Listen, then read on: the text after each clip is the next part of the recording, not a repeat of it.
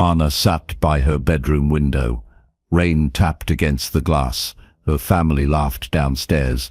She was not invited. She touched her throat. No sound came. It never did. Born mute. Her mother called it God's curse. "Why can't you just speak?" her sister Emma would ask. Then Emma would laugh. That cruel laugh that cut deep. "You're broken, Anna. Completely broken." Her father was worse. At dinner, he barely looked at her. When guests came, he hid her away. "No man will want a wife who cannot speak," he would say. "She brings shame to our family name."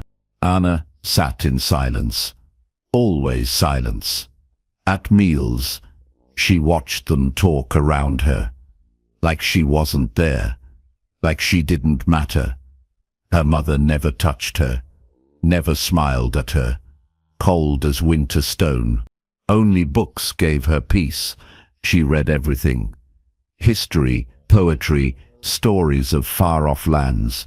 She drew pictures in her journals. She wrote her thoughts in careful letters. Her mind was sharp. Her heart was full. But they saw only what was missing. Flawed, they called her. Useless. A burden. One dark evening, everything changed. Her father burst into the parlor. His face was red with drink. "I've found a solution," he announced. "Anna will marry." Her mother looked up. Who would take her? "A landowner up north. James Mitchell. He needs a wife. He's desperate enough to accept her condition." Anna's heart stopped. Marriage? To a stranger? Her hands began to shake. "It's settled," her father said. He looked at Anna with cold eyes. "You leave in 3 days. Consider it your punishment for being born wrong." Her sister clapped her hands. Finally, the mute girl will be someone else's problem. Anna ran to her room. She looked in her mirror. Tears streaked down her plain face. Her brown hair hung limp. Her grey dress was faded. Everything about her seemed less. In her heart, she whispered the words she could never say. "Please, don't make me go. Please." But no one heard. No one ever heard. The world felt cold. Her future felt darker than the storm outside. And so, our story begins. Miles away, another story was unfolding. James Mitchell stood in his study. Papers covered his desk. He managed 3 farms now. The work was hard, but he did it well. He was 32, tall and strong. His dark hair showed grey at the edges. A scar ran along his jaw from an old accident. Some women found him handsome. Others feared the scar. He had lost his parents when he was 15. A fever took them both. Since then, he had cared for others.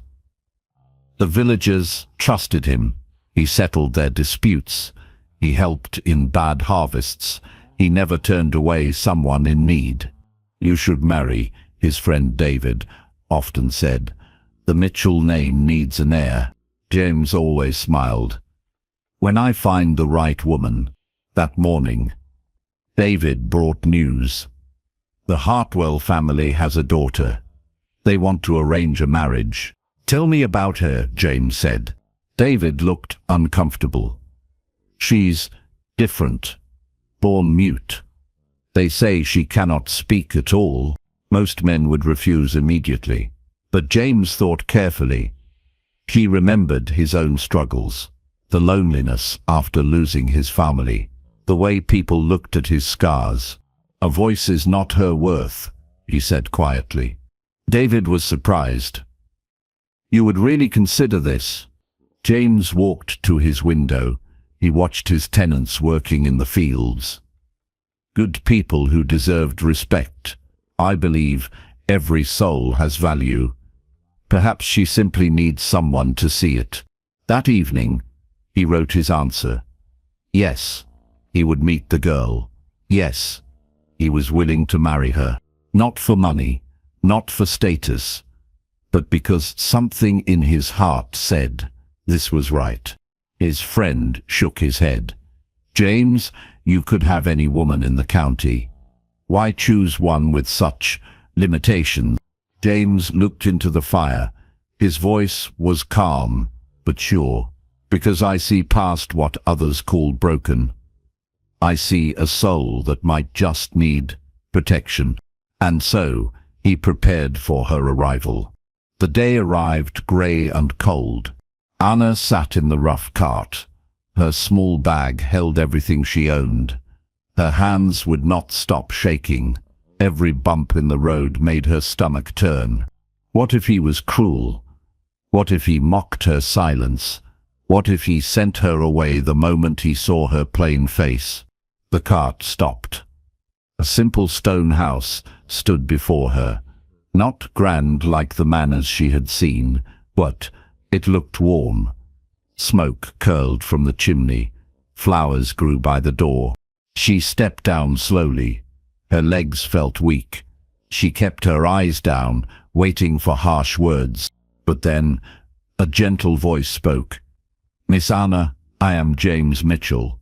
She looked up and froze. He was not what she expected. Tall, yes, the scar on his jaw was clear.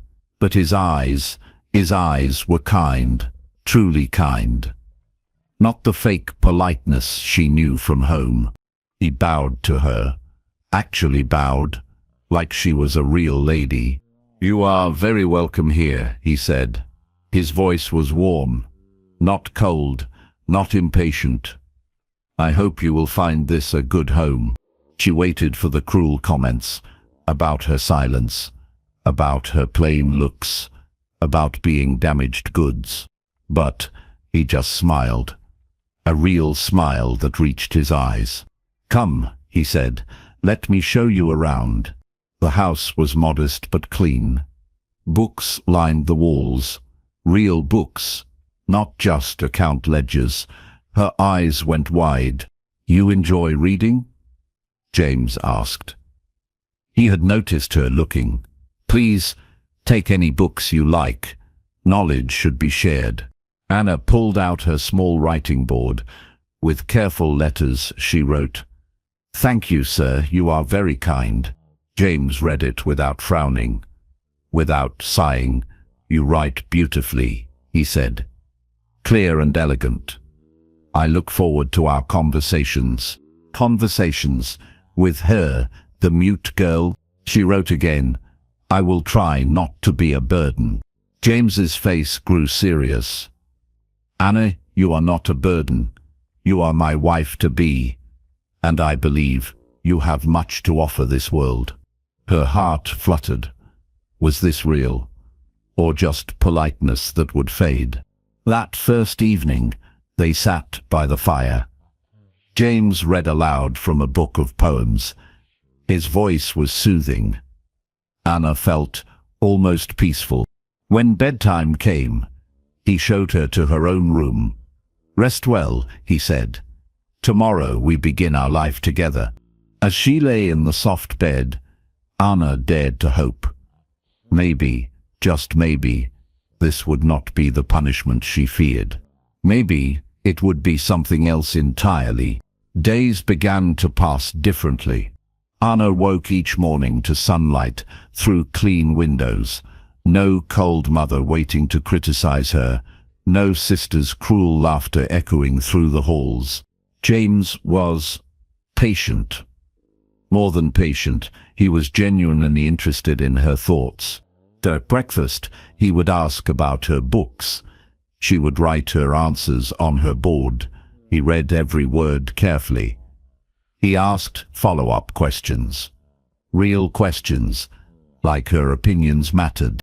"You think the heroine should have chosen differently?" He asked about a novel. "Tell me why." And she would write paragraph after paragraph, her thoughts spilling out. He never once looked bored. They walked the estate together. James showed her the farms, the gardens, the small village nearby. He introduced her to everyone they met. not as the mute wife, but simply as Anna. She has a gift with plants, he told Mrs. Sarah, the baker's wife. This after Anna had identified herbs growing wild by the road. Anna pulled out her board. My grandmother taught me, before she died. Wonderful, Mrs. Sarah said. My little boy has been coughing. Do you know what might help? Anna wrote quickly, honey with elderberry and steam with mint leaves. Mrs. Sarah tried it. The next day, the boy was better. Word spread quickly. The new wife knew healing. She was quiet, but wise. James watched Anna help others. He saw her confidence growing. Day by day, she stood a little straighter. She began helping in the kitchen. Her cooking was exceptional. Better than their old cook. James praised every meal. This bread is perfect, he said one morning. How did you learn to bake like this? Anna wrote. Books, and practice when no one watched. You taught yourself? James looked impressed. Anna, you continue to amaze me. Something warm bloomed in her chest. Amazed? In the evenings, James would read to her, but sometimes he would just talk about his day, his worries, his dreams for the farms. Anna listened, really listened. Then she would write long responses, suggestions, questions, thoughts he had never considered. You see things I miss, he told her one night. Your mind, it works differently than mine, better in many ways. Anna wrote, I watch, I notice. Since I cannot speak, I learned to observe. It's a gift, James said. A real gift. As weeks passed, Anna began to believe him. Maybe silence was not just a curse. Maybe it had taught her other things, valuable things. And maybe James Mitchell was not just being kind. Maybe he truly saw something in her that others had missed. The thought made her heart race in ways she had never felt before. Autumn came early that year. Anna had been at the Mitchell estate for 2 months. She barely recognized herself in the mirror anymore. Her hair shined now, properly cared for. Her dresses were clean and well-fitted. But more than that, she smiled now. Real smiles. The villagers had fully accepted her. They came to her for healing advice. They asked her opinion on everything from sick animals to family troubles. Anna saved my daughter's fever, one farmer told James. She's a blessing to this place. Anna wrote on her board, I only helped. The healing comes from God. But inside, she felt proud. For the first time in her life, proud of something she could do. She had also taken over managing the household accounts. Numbers came easily to her. She found ways to save money, better deals with suppliers, more efficient systems. Look at this, James said, showing David the ledgers. Anna reorganized everything. We're saving 30% on household costs. David whistled low. She's got a mind for business. She has a mind for everything, James said. His voice held something new, something warm and admiring. Anna overheard this conversation. Her heart fluttered like a bird, taking flight.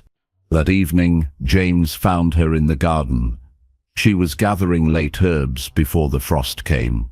Anna, he said softly, may I speak with you? She nodded, wiping her hands on her apron. They sat on a stone bench. The sunset painted everything golden. I want you to know, James began, these past months have been the happiest of my adult life. Anna's breath caught. She pulled out her board. Happy with me? Because of you, James said. You brought life to this house, purpose to my days. You made me remember what it means to care for someone. Anna wrote quickly, you saved me from a cold home, from people who saw me as broken. James took her hand. His was warm and rough from work. You were never broken, Anna. You were waiting for the right place to shine. She looked into his eyes. Something passed between them. Something deeper than friendship, warmer than gratitude. Anna, James said quietly, I think I am falling in love with you. Her board clattered to the ground. Love. With her, the mute girl no one wanted. She wrote in the dirt with her finger. Truly, truly, James said, not despite your silence, but including all of who you are, your kindness, your intelligence, your gentle strength, everything. Anna felt tears coming. But for once, they were happy tears. She wrote in the dirt again, I love you too. James smiled. That wonderful, warm smile that had welcomed her on her first day. Then we are both blessed, he said. As they walked back to the house, Anna felt something she had never experienced before. She felt chosen, valued, loved for exactly who she was. And in her silent heart, she was singing. Winter settled over the estate like a heavy blanket. Anna and James had grown closer each day. They sat together by the fire each evening. She would sew while he read reports. Sometimes they would just exist together, comfortable in their shared silence. Anna had never felt so at peace. This was what marriage should be, she thought. Partnership, respect, genuine care. But peace is often temporary. On a cold February morning, a carriage arrived. Anna looked out the window and felt her blood turn to ice. Her family had come. She watched her father step down from the carriage. Her mother followed, face set in its usual harsh lines. And then, Emma, her sister, looked around with obvious distaste. So this is where the mute girl ended up, Emma said loud enough for Anna to hear. How rustic. Anna's hands began to shake. All her new confidence, all her growing pride began to crumble. James appeared beside her at the window. Your family? She nodded, unable even to write. Do not fear them, James said quietly. You are not the same girl who left their house. But Anna was not so sure. The reunion was painful. Her family barely acknowledged her transformation. They criticized the simple house, the plain furniture, the modest lifestyle. I suppose this is the best a defective daughter could hope for, her father said to James. At least she's out of our hands. Anna flinched. James's jaw tightened. Anna has been a perfect wife, James said carefully. She manages our home with skill and grace. Her mother sniffed. I'm sure she tries, but really, what conversation can you have with someone who cannot speak? It must be terribly dull. Emma laughed. Remember how we used to joke that Anna was like a pretty doll, nice to look at, but completely useless for anything important. Each word hit Anna like a physical blow. All her progress, all her confidence seemed to shrink away. That evening at dinner, the attacks continued. Has she managed to learn any wifely duties? Her mother asked. Cooking? Cleaning? Or is she still just decorative? Anna manages our entire household, James said firmly. She also provides healing services to our tenants. She's greatly valued here. Healing? Emma laughed again. You mean mixing up herb teas? How quaint. Anna sat in silence. The familiar silence of shame. She felt small again, broken again, useless again. After her family retired to their rooms, Anna fled to the garden. Even in winter, it was her refuge. James found her there, crying silently into her hands. Anna, he said softly, do not let them steal what you have built. She wrote on her board with shaking hands. They are right. I am broken, defective. You deserve better. James took her hands in his. Listen to me. Your family is wrong. They have always been wrong. You are the strongest, kindest, most capable woman I have ever known. But the damage was done. The old fears, the old shame, had crept back in, and Anna wondered, had she only been fooling herself? Was James just being kind to a damaged girl he was stuck with? The doubts ate at her heart like poison. Her family stayed for a week. Each day brought new wounds. They criticized everything Anna did. Her cooking was peasant food. Her herb garden was playing in the dirt. Her careful management of the accounts was simple arithmetic any child could do. But the worst came on their last evening. Anna was serving dinner when she overheard her father talking to James in the next room. "You've been very kind to her," her father said. "But surely you plan to find a real wife eventually, someone who can give you sons, someone who can speak your name." Anna froze. A tray trembled in her hands. "Anna is my wife," James replied firmly. "Come now," her father laughed. "This was just charity, a business arrangement. Surely you don't intend to stay tied to a mute girl forever. You're still a young man. You could have your pick of proper women." Anna heard footsteps, James walking away, but he had not answered the question. She set down the tray and ran to her room. Had it all been charity? Kindness to a poor broken girl? Did James really love her, or just pity her? The next morning, her family left, but they had planted seeds of doubt that grew like weeds. Anna began to withdraw again. She stopped joining James for evening talks. She stopped sharing her thoughts and ideas. She went back to the old silence, the protective silence that kept her safe from more hurt. James noticed immediately. "Anna, what is wrong? You seem distant." She wrote on her board, "Nothing is wrong," but everything was wrong. The joy had leaked out of her world. The confidence had cracked.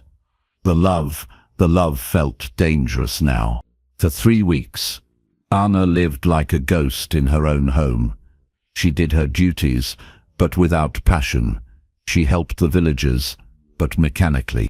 James tried everything: gentle questions, favorite books, long walks. Nothing reached her. Finally, he could stand it no more. "Anna," he said one evening, "we need to talk, really talk." She pulled out her board reluctantly.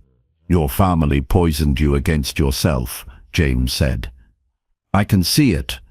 They made you doubt everything, including my love for you." Anna wrote slowly. "Maybe they showed me the truth.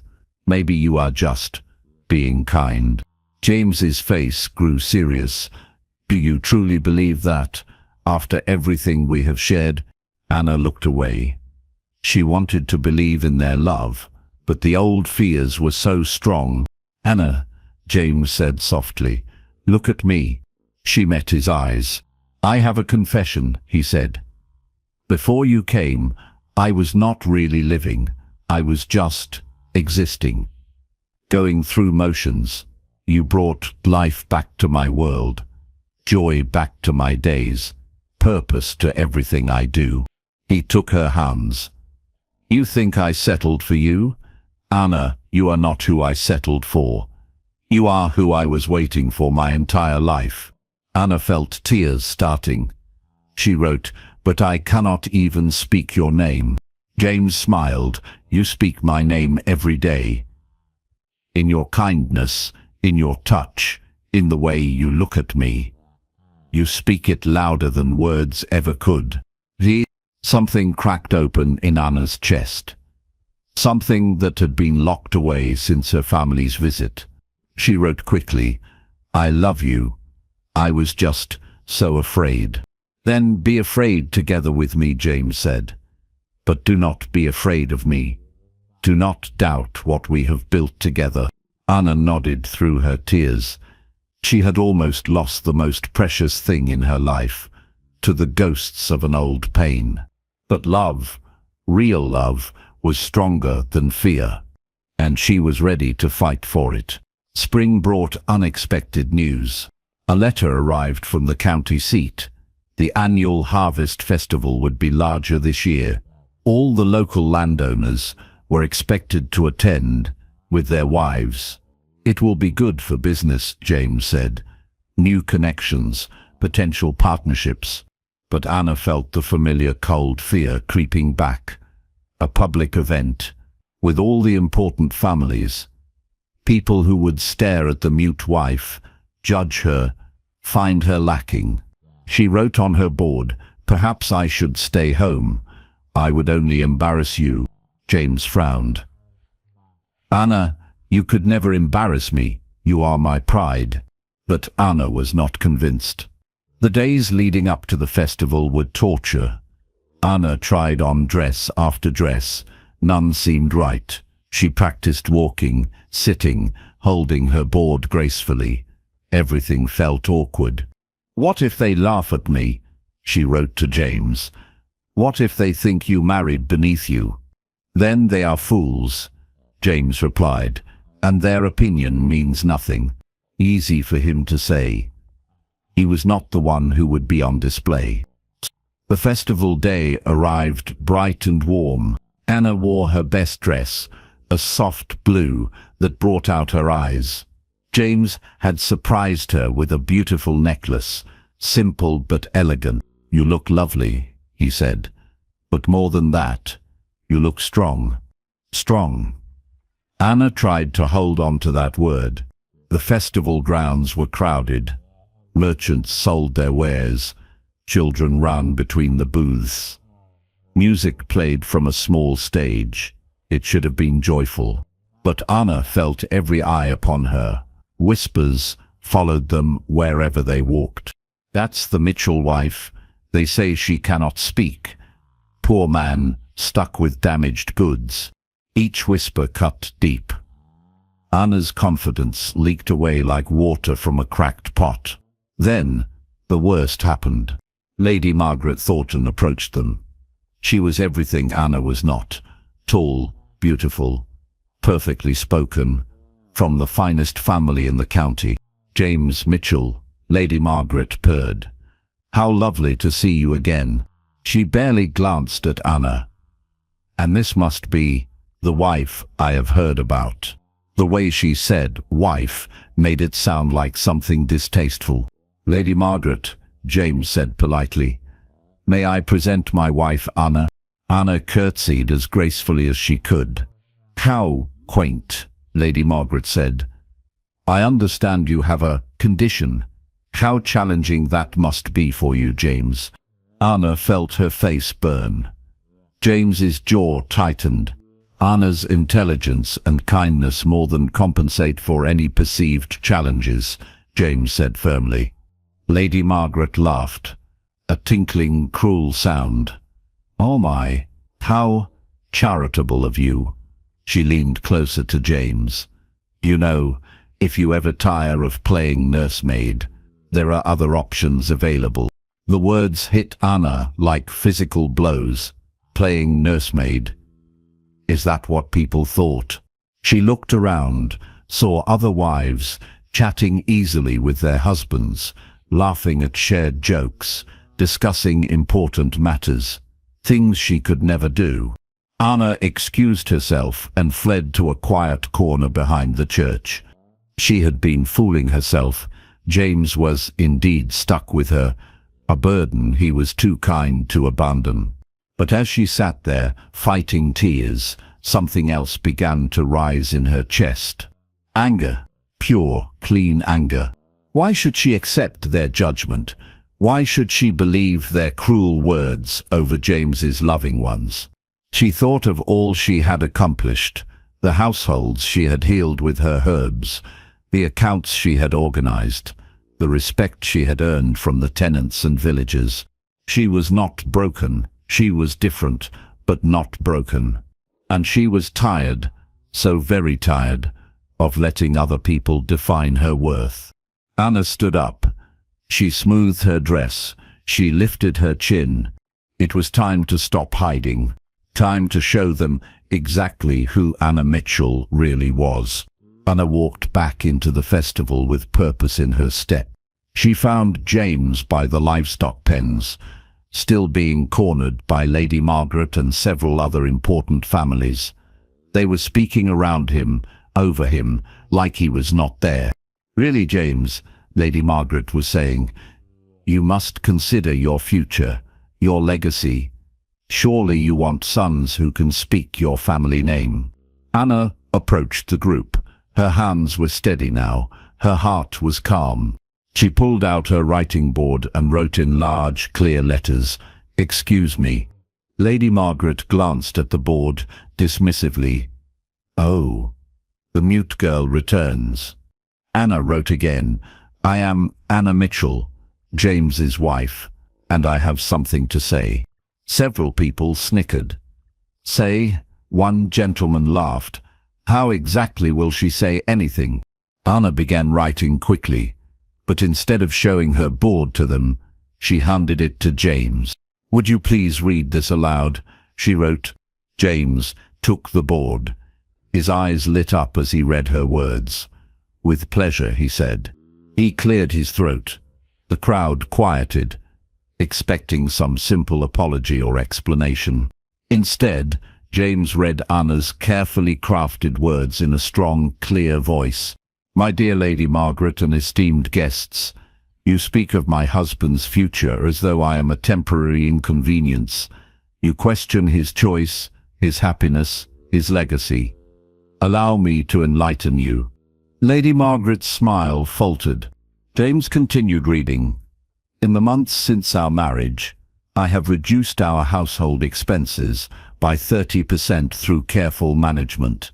I have successfully treated 17 cases of illness in our village, saving at least 3 lives. I have mediated 4 property disputes, negotiated 2 business partnerships, and increased our farm yields through improved crop rotation." The crowd was listening now, really listening. "Furthermore, I have read over 200 books in the past year, speak 3 languages through writing, and can calculate complex mathematical equations faster than most educated men." Several people looked impressed, despite themselves. Anna wrote more. James read on. "You suggest my husband needs a wife who can speak his name, but I speak his name every day, through my actions, through my devotion, through the life we have built together. A name spoken with love is worth more than 1,000 empty words spoken from duty." Lady Margaret's face was growing red. Anna's final words were the strongest. "You pity my husband for his burden. But I pity you, for you will never know the deep love that comes from being chosen not for your voice, but for your soul. James Mitchell did not settle for me. He found me, and I found him. And that is worth more than all your shallow chatter combined." When James finished reading, the crowd was silent. Then, slowly, applause began. First from Mrs. Sarah, the baker's wife. Then from the farmers James had helped. Then from others who had witnessed Anna's good works. "Well said," called out Dr. Patterson, the village physician. "I have seen Mrs. Mitchell's healing work. She is remarkable, and she helped settle my boundary dispute," added Farmer Brown. "Fairest solution we could have hoped for." More voices joined in. People who knew Anna's real worth. People who had seen her heart in action. Lady Margaret looked around, clearly uncomfortable with the shifting mood. "Well," she said stiffly, "how novel." And she walked away, her coterie following. James took Anna's hand and squeezed it tight. "That," he said softly, "was magnificent." Anna wrote on her board, "I am tired of being ashamed of who I am." "Good," James said, "because who you are is extraordinary." As they walked through the rest of the festival, Anna noticed the change. People approached her with respect. They asked her opinion. They treated her as James's equal partner, not his burden. She had found her voice at last, not in sound, but in strength, not in speech, but in truth, and it was louder than any spoken words could ever be. 2 years later, Anna stood in her herb garden, now famous throughout 3 counties. People traveled from far away to seek her remedies and advice. She had even begun training other women in the healing arts. The Mitchell estate prospered. Anna's business sense, combined with James's farming knowledge, had made them one of the most successful partnerships in the region. But more than that, they were happy. Truly, deeply happy. Anna had never imagined marriage could be like this. A true partnership built on respect, admiration, and genuine love. She looked up to see James approaching through the garden paths. He held a letter in his hand, and his face was bright with excitement. "Anna," he called. "Wonderful news." She set down her basket of lavender and approached him, curious. James held up the letter.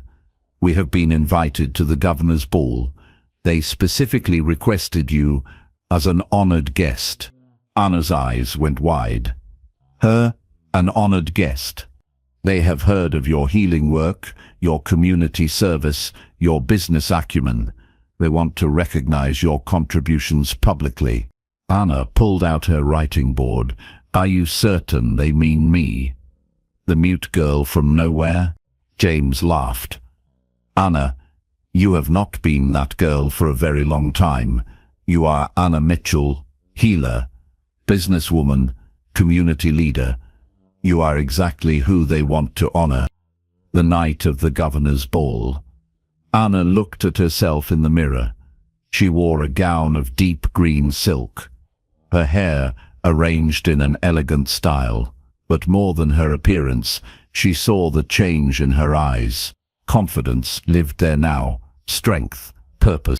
She was no longer the frightened girl who had arrived in that rough cart 3 years ago. At the ball, Anna was indeed treated as an honored guest. She met physicians who wanted to learn her techniques, businessmen who respected her innovations, ladies who admired her community work. When it came time for speeches, the governor himself mentioned her by name.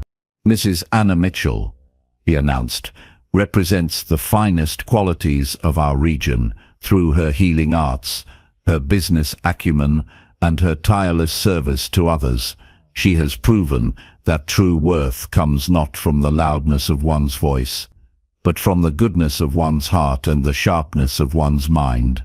The applause was thunderous. Anna felt tears of joy in her eyes. But the greatest moment came later, as she and James danced together in the grand ballroom.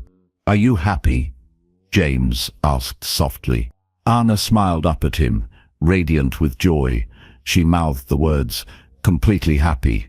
"I have something to tell you," James whispered. "Something wonderful." He guided her to a quiet alcove. His eyes were bright with excitement, and something else, something that made Anna's heart race.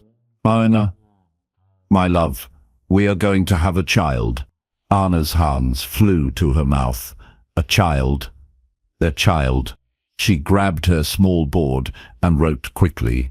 "Truly, are you certain? Dr. Patterson confirmed it this morning. You are carrying our baby." Anna felt such joy she thought she might burst. She threw her arms around James's neck, kissing him with all the love in her heart. When they separated, she wrote, "Will it matter if our child is like me?" James cupped her face gently. "Anna, if our child has half your intelligence, quarter your kindness, and any portion of your strength, they will be blessed indeed. Silent or speaking, they will be perfect, because they will be ours." Anna nodded through happy tears. She thought of the child she had been, unloved, unwanted, seen as broken. and she thought of the child now growing within her, who would be cherished, celebrated, valued for exactly who they were. 9 months later, Anna held her daughter in her arms. Little Grace Mitchell had arrived with a lusty cry that filled the house with joy. "She has your eyes," James said wonderfully. "And I suspect your strength." Anna looked down at her perfect daughter. Grace gurgled and reached tiny fingers toward her mother's face. Whether Grace would speak or not, whether she would be like Anna or like James, it did not matter. She would be loved, completely, unconditionally loved. Anna had broken the cycle. Her daughter would never know the shame Anna had carried. Grace would grow up knowing her worth, celebrating her gifts, confident in her parents' love. As Anna rocked her baby, she thought of the girl she used to be. The one who believed she was broken, worthless, a burden to everyone around her. That girl was gone. In her place stood a woman who knew her value, who used her gifts to help others, who loved and was loved in return. Anna Mitchell had found her voice at last, not in speech, but in service, not in sound, but in love. And that voice would echo through generations to come. She looked at James, her partner, her love, her choice. She looked at Grace, their daughter, their future, their joy. And in her silent heart, Anna sang. The song of a woman who had discovered that being different was not being broken. The song of a love that saw past limitations to the soul beneath. The song of a life well lived and deeply cherished. In the years that followed, Anna's story would be told throughout the county, not as a tale of overcoming disability, but as a story of finding one's true worth, of love that sees beyond surface differences, of strength that grows from acceptance rather than shame. Little Grace grew up hearing this story. How her mother, the quiet woman who spoke with her hands and her heart, had taught an entire community that value comes not from the volume of one's voice, but from the depth of one's character. And Grace learned from Anna's example that every soul has a song to sing. Some sing with voices, others with actions, some with words, others with love. But every song matters, every voice has worth, and every heart, no matter how different, deserves to be heard. Anna's silence had become the loudest voice of all, a voice that would echo through time, teaching others that being different is not being less. It is simply being yourself, and that is always enough.